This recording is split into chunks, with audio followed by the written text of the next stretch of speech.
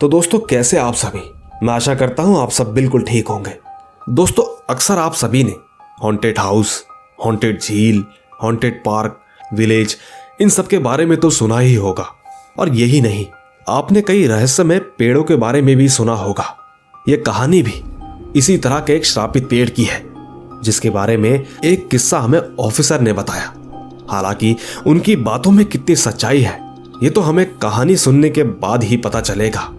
पर अगर आप पहली बार मेरे इस चैनल पर आए हैं और पहली बार ही मेरी आवाज सुन रहे हैं तो चैनल को अभी सब्सक्राइब करके बेल बटन ऑल पे कर लीजिए। साथ ही दोस्तों अगर आप ये चाहते हैं कि मैं आपकी कहानियों को अपनी आवाज दूं तो कहानी सुनने के बाद आप मुझे इंस्टाग्राम पर मैसेज कर सकते हैं। मेरी आईडी है महेश आर्या यूट्यूबर। कहानी के बाद मैं आपको वहीं मिलूंगा। तो दोस्तों बिना देरी किए जल्दी से अपने अपने हेडफोन लगाएं और शुरू हो जाएं मेरे यानी महेश के साथ।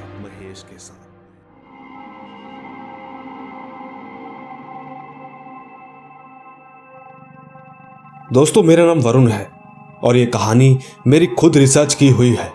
वैसे मैं आपको बता दूं कि मैं एक फॉरेस्ट ऑफिसर हूं और फिलहाल छुट्टियों पर था और मैं पूरे दिन अपने घर में बैठकर कभी टीवी देखता तो कभी मोबाइल। एक दिन मैंने अपने फोन में एक लोकल न्यूज़ देखा जो कि मेरे शहर साहिबगंज की ही थी।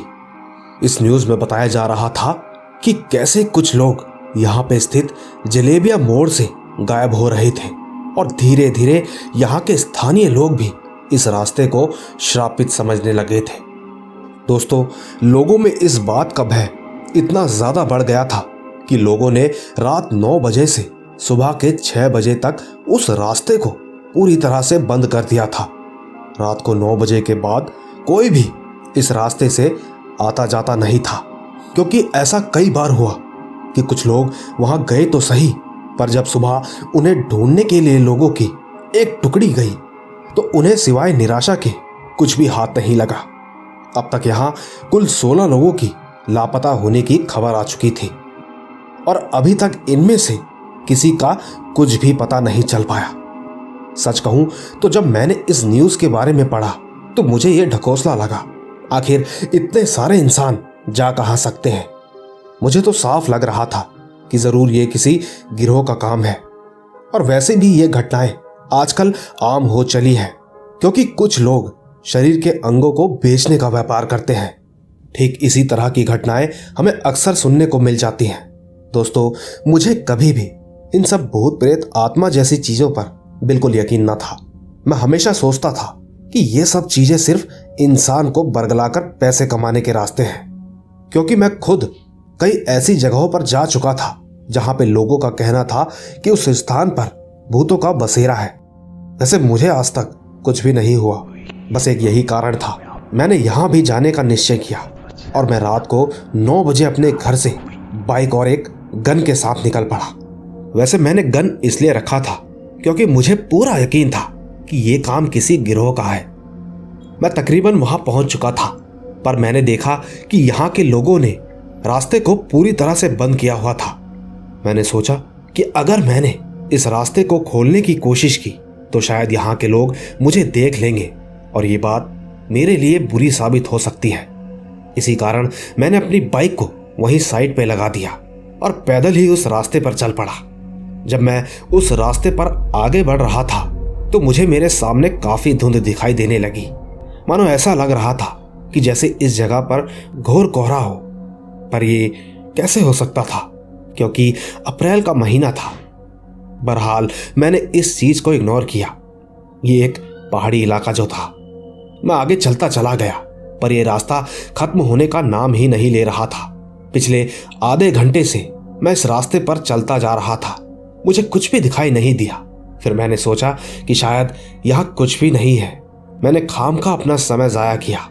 मैं चुपचाप फिर से वापस लौटने लगा। मेरे हाथों में बंदूक थी कि कहीं कुछ भी होने से पहले मैं अपने आप को बचा सकूं, पर मुझे इसकी जरूरत नहीं पड़ी। धीरे धीरे मैं अपनी बाइक तक आया और फिर अपने घर लौट गया। मुझे आज कुछ भी हाथ नहीं लगा। मैं घर वापस आकर न्यूज़ देखने लगा, जहां मैंने एक चीज नोटिस की।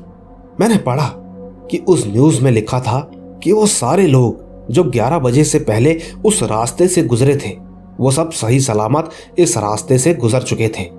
हैरानी की बात तो ये थी कि गायब सिर्फ वो लोग हुए जो आधी रात के बाद उस सड़क पर मौजूद थे। दोस्तों, अब मैं समझ चुका था कि आखिर मुझे कुछ क्यों नहीं दिखा। मैंने सोचा कि शायद वे लोग जो इस रास्ते से गुजरने वाले लोगों को अगवा करते हैं वो शायद 12 बजे के बाद पहुंचते होंगे, और मैं तो वहां से ठीक 11:30 तक लौट आया था। मैं इस बात से थोड़ा मायूस हो गया। मैंने कल फिर से जाने का डिसीजन लिया। मैंने रास्ते के बारे में सारे न्यूज़ आर्टिकल इकट्ठा करने शुरू कर दिए, क्योंकि मैं नहीं चाहता था कि इस बार मैं कोई भी गलती करूं। खैर, इसके दूसरे दिन जब मैं शाम को अपने घर पर था तो मुझे मेरे दोस्त अमन का कॉल आया। मैं उससे बातें करने लगा और वो भी इस रास्ते में काफ़ी एक्साइटेड दिख रहा था। मैंने उससे पूछा कि तुझे इन सब चीज़ों में कब से इंटरेस्ट आने लगा। अमन ने कहा, अरे यार, किसको इंटरेस्ट नहीं होगा ये जानने में कि वहाँ है क्या जो लोगों को अपने पास जकड़े रखती है और ठीक अपने घर वापस नहीं लौटने देती। दोस्तों, मैंने अमन के एक्साइटमेंट को देखकर उसे बताया कि आज रात मैं वापस वहां जाने वाला हूं, जिस पर वो खुद कहने लगा कि वो भी मेरे साथ चलेगा। मैंने ठीक अमन से रात 11 बजे तैयार रहने को कहा।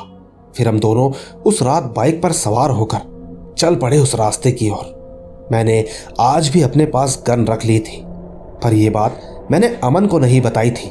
रास्ता ठीक कल की तरह ही बंद था।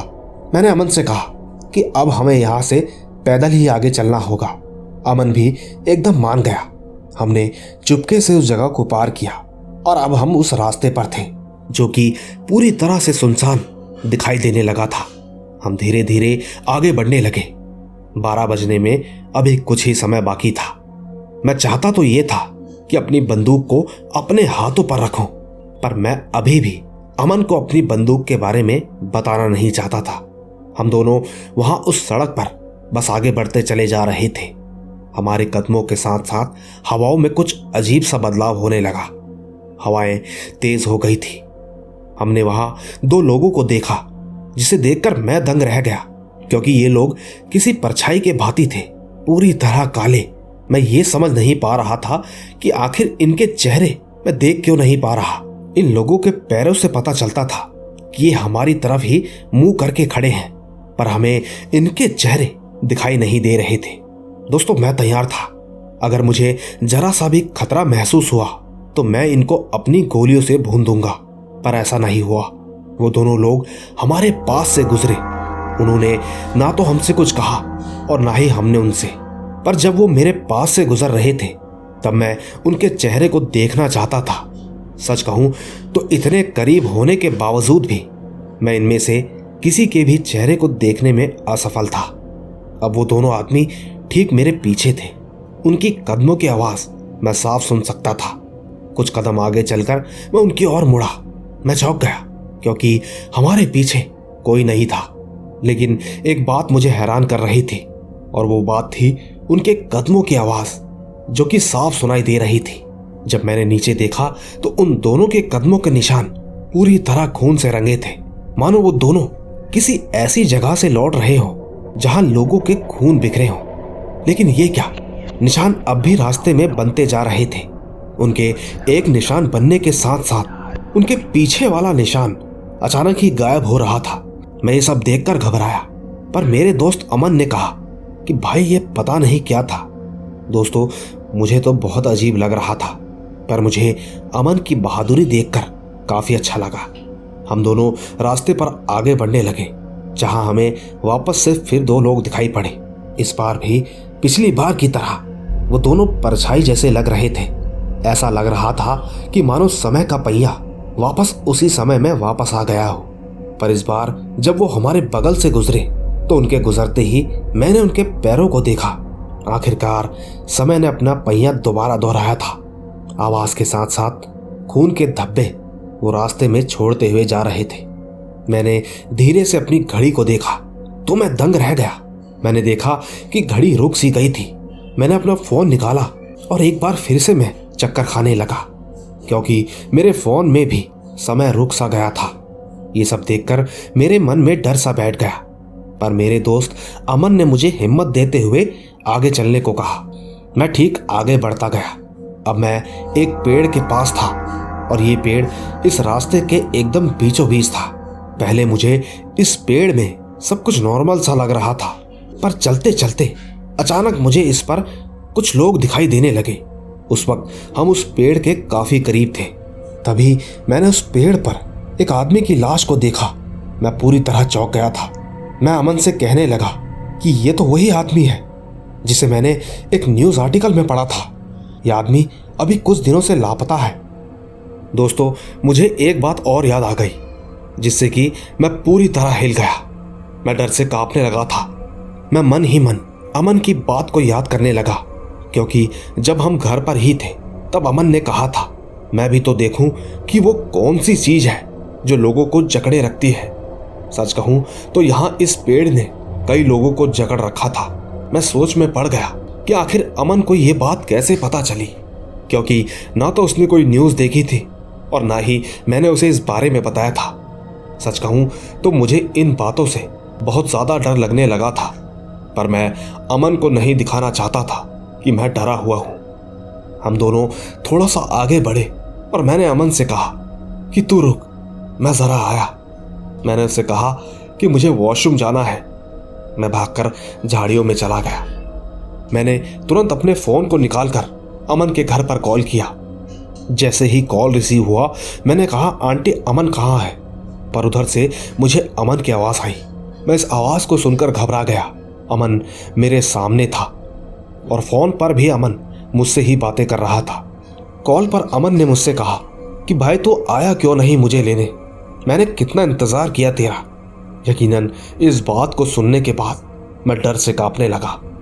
मैंने उससे कहा मैं यहाँ उसी रास्ते में फंस गया हूँ, प्लीज़ भाई जल्दी से आ जा, मुझे कुछ भी समझ नहीं आ रहा। दोस्तों, मैं आगे और कुछ कहता कि इतने में ही हमारी कॉल कट हो गई। मैंने उसे कई बार कॉल करने की कोशिश की, पर फ़ोन नॉट रीचेबल बता रहा था। दूसरी तरफ मुझे अमन ने आवाज़ लगाई। मैं झाड़ियों से बाहर निकलकर खुद को नॉर्मल दिखाने की कोशिश करने लगा। मैं अमन के पास गया और मैंने कहा कि भाई इधर कुछ भी नहीं है, अब चल घर चलते हैं। ये बोलकर मैं वापस घर के लिए बढ़ा ही था कि तभी पीछे से अमन ने कहा कौन सा घर, यही तो मेरा घर है और अब से तेरा भी। मैं कुछ बोलता कि इससे पहले ही उसने मुझे पकड़ लिया। वो मुझे मेरे पैरों से घसीटते हुए उसी पेड़ के पास लेकर जाने लगा। मैंने खुद को छुड़ाने की कोशिश की, पर मैं असफल था। मैं चाहकर भी गोली नहीं चला सकता था, क्योंकि उस वक्त मुझे कुछ भी समझ नहीं आ रहा था। न जाने उसने मेरे ऊपर ऐसा क्या किया कि मैं अचानक ही बेहोश हो गया। कुछ समय बाद जब मुझे होश आया तो मैं उस पेड़ पर उल्टा लटका हुआ था। उस वक्त मुझे ऐसा लग रहा था कि जैसे कि वो पेड़ मुझे अपने अंदर समाने की कोशिश कर रहा है, पर कोई तो ताकत थी जो कि मैं अब तक जिंदा था। थोड़ी देर बाद मैं समझ गया कि हो ना हो ये ताकत शायद मेरे गले में पड़े रुद्राक्ष के कारण ही है। दोस्तों, दरअसल मेरी माँ ने मुझे ये रुद्राक्ष पहनाया था। कहते हैं कि इसमें किसी प्रकार की मैग्नेटिक पावर होती है जो कि बुरी शक्तियों को दूर रखती है। बस मैं इसी बात को मानता था। इसीलिए जब मेरी माँ ने मुझे ये पहनाया तो मैंने उसे कुछ नहीं कहा, पर अब मैं समझ चुका था। मैं जान चुका था कि अब यही मेरी जान बचा सकता है। मैंने तुरंत ही अपने गले से उस रुद्राक्ष को निकालकर पेड़ की उस जगह पर सटा दिया जहां से उस पेड़ ने मुझे पकड़ रखा था। मेरे ऐसा करते ही उस पेड़ से मैं आज़ाद हो गया। मैं तुरंत वहां से भागने लगा। दोस्तों, जब मैं भाग रहा था तो मुझे मेरे आसपास कई लोग दिखने लगे जो कि परछाई की तरह लग रहे थे। मैंने पीछे ना देखने का निश्चय किया और बस वहां से भागता ही रहा। मैं भागते भागते अपनी बाइक तक आ पहुंचा। सर पर सवालों का इतना बोझ था कि ना जाने मैं कब गिरकर वहीं पर बेहोश हो गया। जब मुझे होश आया तो मैंने उन लोगों को ये सारी बातों के बारे में बताया। ये सब सुनने के बाद वहां के सभी लोग उस पेड़ के पास जाकर उस पेड़ को काटने लगे। क्या वाकई उस पेड़ में कुछ था, ये तो मैं नहीं जानता, पर मेरे साथ जो हुआ वो बड़ा ही हैरत अंगेज था। आपको क्या लगता है कि मेरी ये कहानी मुमकिन है या नहीं? नीचे कमेंट्स में जरूर बताइएगा। तो दोस्तों, देखा आपने, ये थी वरुण की कहानी। हालांकि वरुण एक ऑफिसर है, लेकिन डर के सामने किसी की नहीं चलती। पर एक बात यह भी है, ऐसे डर का सामना इस तरह के ऑफिसर ही कर सकते हैं। बाकी दोस्तों, अगर आपको यह कहानी अच्छी लगी हो तो इस कहानी को लाइक, शेयर और कमेंट जरूर कीजिएगा।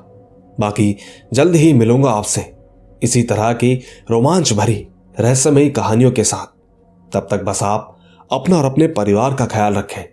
चलता हूं, बाय बाय।